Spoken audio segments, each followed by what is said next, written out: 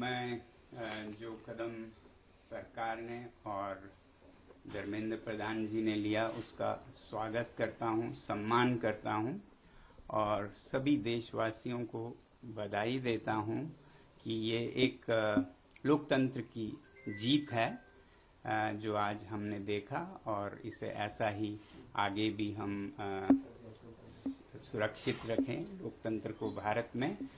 और देश की युवा पीढ़ी को मैं बधाई देना चाहता हूं और धन्यवाद देना चाहता हूं सीजेपी के हमारे टीम और भाइयों और बहनों को जिन्होंने ये मुद्दा उठाया सबसे पहले, और जो वॉलंटियर्स जिन्होंने उनका साथ निभाया, जो देश भर से छात्र और युवक और बड़े बूढ़े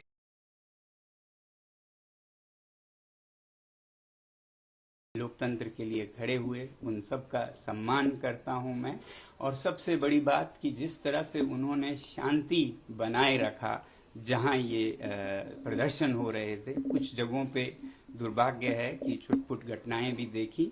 मुझे उम्मीद है कि इस शांति को हम बनाए रखें और कहीं भी कोई गलत बात नहीं होगी। आगे भी ये जो शक्ति है लोकतंत्र की वो हमारी शांति से हुई है, ना कि हमारे बाजुओं के बल से। उसके मुकाबले तो आपके बंदूकें हैं, मगर जो शांति की हमने ताकत दिखाए उसके मुकाबले कोई हथियार नहीं है, तो उसे बनाए रखें। अब जब आप महसूस कर रहे हैं कि आपकी जीत हुई, तो विजय में विनम्रता सबसे बड़ी बात है, वही आपके चरित्र को प्रदर्शित करता है, परिभाषित करता है। तो अब जब इस आंदोलन को ज़रूरत पड़े और कुछ आगे लेना हो या फिर अभी रोकना हो, जो भी करें बहुत ही शांति से करें। मैं ये उम्मीद करता हूँ कि एक तरफ जब जवाबदेही हमें मिली इस बार की, तो अब सुधार पर काम करने की ज़रूरत है। केवल एक इस्तीफा से, रेजिग्नेशन से राष्ट्र नहीं बनता है।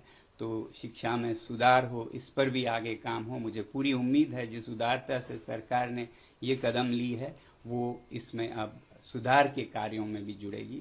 सुधार सिर्फ शिक्षा में नहीं बल्कि शासन में भी मेरी उम्मीद है कि अब से देश चलाने का तरीका ज़रा बदलेगा। जहाँ भय है वो नहीं बल्कि प्यार मोहब्बत से देश को चलाया जाएगा और अन्याय न होकर सत्य के रास्ते पे चलाया जाएगा। और वैसे ही जहाँ कहीं भी जिस रूप में भी भ्रष्टाचार है उसे हटाया जाएगा और सच्चाई के रास्ते पे एक भारत देश के लिए और विदेशों के लिए भी एक उदाहरण बनेगा, सच में विश्व गुरु बनेगा।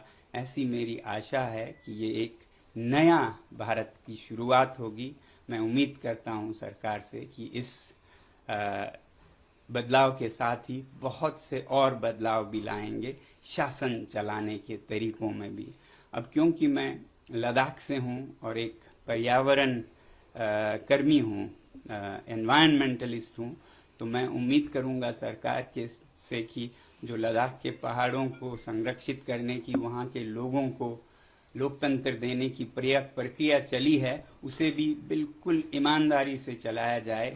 उसे कमज़ोर करने की कुछ कोशिशें हो रही हैं, वो सब छोड़कर जनता के साथ प्यार मोहब्बत से मिलकर हम सीमाओं को सुदृढ़ और शांत बनाएं, विकास के रास्ते पे लें। तो लद्दाख में बहुत ही ईमानदारी से लोगों के साथ ये प्रक्रिया जारी हो। बल्कि हमारे पड़ोसी राज्य जम्मू कश्मीर में भी, जहाँ भी लद्दाख में हो, जम्मू कश्मीर में हो, जो लोगों से वादे किए हैं स्टेटहुड के, लोकतंत्र की, वो वहाँ भी बहाल हो, ये हमारी उम्मीद है। ये तो मैं अपने हिसाब से कह रहा हूँ क्योंकि मैं उस इलाके से आता हूँ। तो बाकी देश में शिक्षा में खासकर सुधार हो, बदलाव हो। किसी भी बच्चे को, किसी भी अभिभावक को जो इन बच्चों को गुजरना पड़ा उसमें न गुजरना पड़े। मैं आभारी हूँ पूरे देश का और युवा पीढ़ी का और सरकार का भी बहुत बहुत धन्यवाद। I welcome this step taken by the government and the Education Minister Dharmendra Pradhan ji to step down in this hour of need. They have shown sensitivity on the part of the government, and I want to congratulate the nation. It's a victory of democracy, and we should all cherish it. At the same time, I thank and congratulate the whole young generation, the Gen Z, particularly the members of CJP who started this whole discussion, and young people, old people, everyone from every corner of the nation who came out to speak for truth. And I hope that we can take this path of peace that was so visible in this movement and continue to be on that and never digress from the path of peace. As we have some kind of victory, it is very important to have humility in victory. Therefore, I appeal to all the young people to rejoice, celebrate, but with utmost humility. Do nothing that hurts others, say nothing that hurts others, be humble, and that will win the world for you. So with these words, I think that we'll have an era of reforms now. There has been accountability. Now it's time for reforms in the field of education so that we have a robust system that makes us a great nation as we all want. And I hope that this kind of reforms are seen now not only in education but also in governance, where we have fear replaced by love for citizens. Not out of fear governance should be. Similarly, from a fear-free India, we should have injustice-free India, where there is justice in everything, whether it is examination or elections or the corridors of power to the courts of India. We should have justice and corruption-free India in whatever form. We should hope that there will be measures taken along with this to make it a clean governance in our country. So I congratulate everyone on this occasion, and being from Ladakh and the mountains of the nation and being an environmentalist, that the process of democracy restoration that has started in Ladakh will be taken up with utmost sincerity on the part of the government along with the people.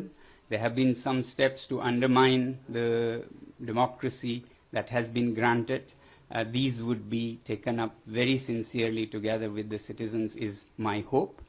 Talking of democracy restoration, I also hope that our brothers and sisters in our neighboring Jammu and Kashmir will have the pledge that they were given of restoration of statehood. I look forward to see a great India with this change that people have brought, and I congratulate every citizen once again and thank you all very much. लोकशाही मराठी ऐका, पहा, जागरूक रहा.